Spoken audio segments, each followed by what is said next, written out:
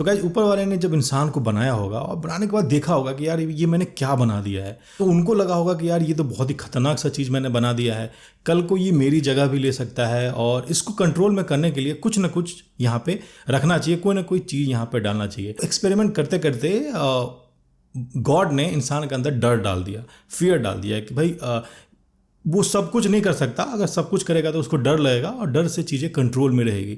लेकिन फिर उन्होंने देखा कि नहीं ये तो अब तो इंसान ने डर से भी जीतना सीख लिया है, अब डर के भी आगे निकल जाते हैं, तो उसके अंदर इमोशन डाल दिया और इमोशन के बाद 90% लोग कंट्रोल में आ गए। ठीक है, अब मैं ये अजीब टाइप की बातें क्यों कर रहा हूँ, क्योंकि इस बात का रियल लाइफ में इम्पैक्ट है, मेरे लाइफ में इम्पैक्ट है और आपके लाइफ में भी इम्पैक्ट है। कैसे, वो मैं आपको बताता हूँ।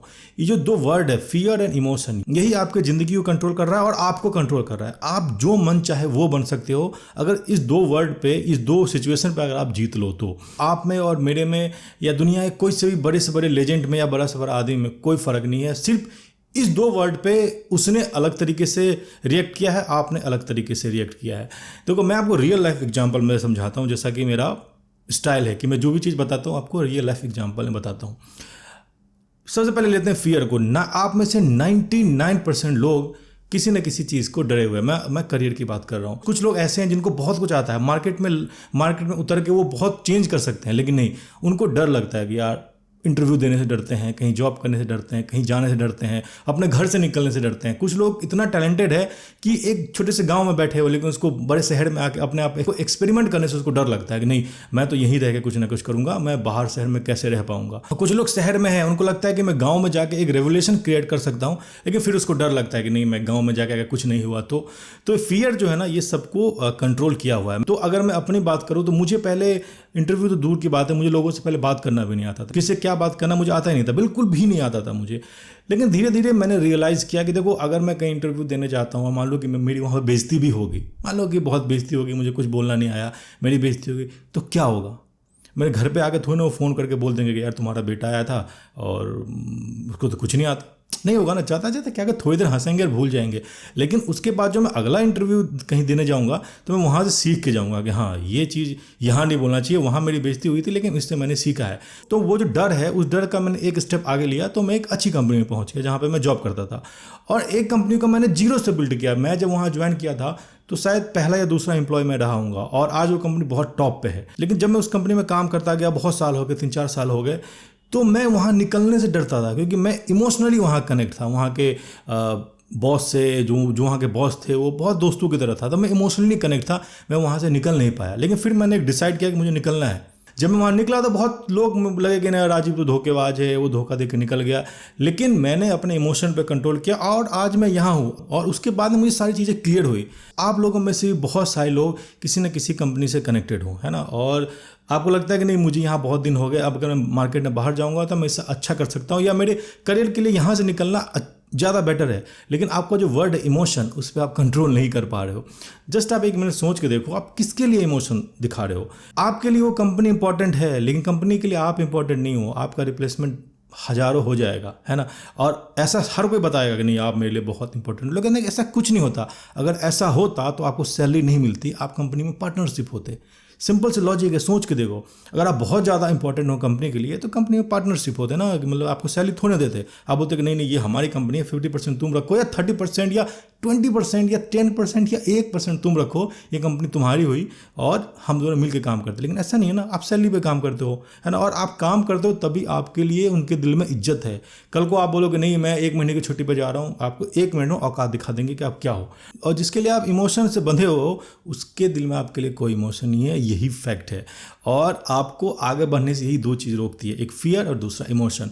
50% लोग डर के मारे कुछ नहीं करते और 50% लोग इमोशनली कनेक्टेड रहते हैं, उसके लिए कुछ नहीं करते। जब मैंने वो कंपनी छोड़ी तो बहुत सारे लोग जो वहाँ के जिनके साथ मैंने काम किया, जिनके साथ मैंने उस कंपनी को बिल्ड किया, वो कह रहे राजीव तो धोखेबाज था, वो तो छोड़ के चला गया, अब बाकी सारी चीज़ें। तो मैंने सोचा, मैंने जस्ट उसको फ़ोन करके बोला कि भाई राजीव, तुम्हारे इतना ही इंपॉर्टेंट था तो कंपनी पार्ट देते ना, कंपनी का जो तुम्हारा जो पार्टनरशिप होता है उसमें मेरा नाम डाल दो, फिर से आ जाऊँगा। बोले नहीं ऐसा तो नहीं। तो आप सामने दुनिया ऐसी नहीं है जैसा आप सोचते हो। तो 2 चीज़ों पे आप कंट्रोल रखो, एक फियर और एक इमोशन। अगर आप हिस्ट्री के बुक पढ़ते हो, या हिस्ट्री में इंटरेस्ट रखते हो, या किसी भी कोई बुक पढ़ते हो, आप वर्तमान और इतिहास उठा के देख लो, जिसने फियर और इमोशन पे कंट्रोल किया है, या तो वो गॉड लेवल बन गया या वो लेजेंड बन गया है। चाहे वो किसी भी फील्ड में हो, चाहे वो फिल्म मेकिंग से लेके पॉलिटिक्स तक, किसी भी फील्ड में हो, अगर फियर और इमोशन पे आप कंट्रोल कर लिए तो आपने सब चीज़ पे कंट्रोल कर लिया। और ये मैं कोई बुक पढ़ के नहीं बता रहा हूँ, या मैं ये कोई कहीं से सुन के नहीं, प्रवचन सुन के नहीं आया हूँ और आपको बता रहा हूँ। ये मेरा रियल लाइफ एक्सपीरियंस है। अगर मैं आपको एक फैक्ट बताऊँ, मुझे कैमरे के सामने बोला नहीं जाता था, लेकिन आज मैं आपके सामने वीडियो बना रहा हूँ। हज़ारों वीडियोज़ मेरी आ चुकी है, हर जगह जाके ऐसे बोल देता हूँ, है ना। जैसे मुझे जैसे लगता है कि मैं बहुत अच्छा ट्रेनिंग लिया हुआ बोलने की, लेकिन ऐसा कुछ नहीं। ये मेरा डर था और मैंने डर को तोड़ा। आप लोगों के पास भी बहुत सारा डर है। कुछ लोग का जॉब करने का डर है, कुछ लोगों का जॉब छोड़ने का डर है, कुछ लोगों को कुछ अपना स्टार्ट करने का डर है, कुछ लोगों को अपना बंद करने का डर है। और तो ऐसे डर को छोड़ के आप उस डर से आगे जाओ और फिर एक स्टेप आप पार करोगे। जैसा कि मैंने आपको बताया, इंसान एक बहुत ख़तरनाक मशीन है। अगर दो चीज़ पे अगर आपने जीत लिया ना, एक इमोशन और एक फियर पे, तो आपको पीछा करने वाला कोई नहीं है। आप हमेशा टॉप पे रहोगे, हमेशा और हमेशा टॉप पे रहोगे। लेकिन हाँ, उसके लिए भी एम चाहिए। आप एम पे बने रहो और ये दो चीज़ को आप साइडलाइन करो तो आप वहाँ पहुँच जाओगे। तो आई थिंक आप लोग को अब थोड़ा थोड़ा समझ आ रहा होगा कि मैंने स्टार्टिंग में क्यों ऐसा बोला। जब गॉड ने जब इंसान को बनाया होगा तो बहुत खतरनाक सी चीज़ बन गई होगी और सोचा होगा कि भाई कल तो ये गॉड बन जाएगा, तो फियर और इमोशन डाला। अब आपको क्लियर हो रहा होगा। आप खुद सोच के देखो, अपने लाइफ में 5 मिनट आंखें बंद करके सोचो, आप जो चीज़ करना चाहते हो, आपको यकीन है अंदर से कि मैं अगर ये काम करूँगा तो 100% सक्सेस है, या मैं कुछ नया मार्केट में लेके आऊँगा, मैं कुछ चेंज कर दूँगा।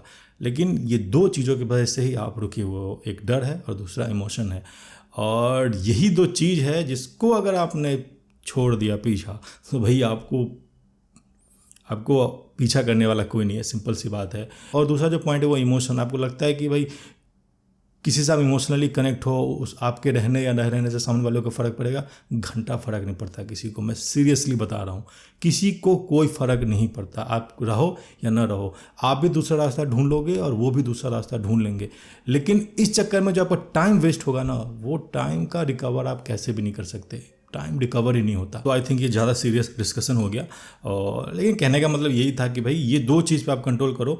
चाहे लाइफ में आप कुछ भी कर रहे हो, चाहे आप ग्राफिक डिजाइनर ही क्यों ना हो, चाहे आप एक बिजनेसमैन क्यों ना हो, ये दो चीज़ पे कंट्रोल करो कि भाई ज़िंदगी में अपने आप आगे जाओगे। ठीक है, तो ये था इनसाइड पॉइंट का एपिसोड नंबर 3।